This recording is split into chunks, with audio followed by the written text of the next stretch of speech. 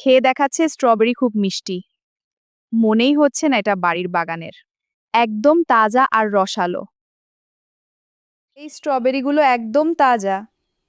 চলো এবার জুস বানাই। সবগুলো মেশিনে ভরে দিচ্ছি। দেখো কি সুন্দর রং হয়েছে।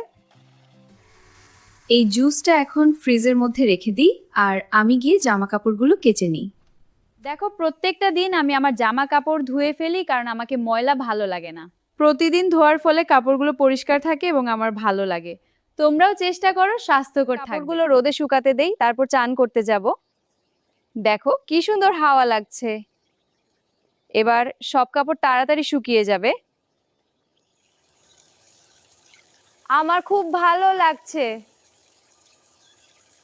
ঠান্ডা পানিতে চান করতে আমার খুব মজা লাগে।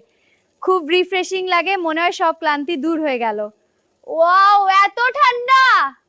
এখান থেকে বাড়ি চলে যাই ডিজে গায়ে গিয়ে জামা কাপড় পাল্টানো।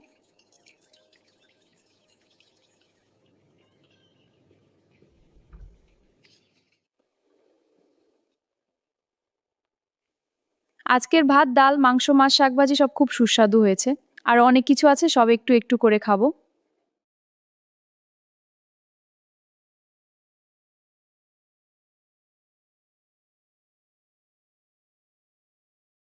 বন্ধুরা, ভিডিওটা তোমাদের কেমন লাগলো? আজকের ব্লগটা এখানেই শেষ করলাম। কালকে আবার নতুন করে। ভালো লাগলে লাইক কমেন্ট করে দাও।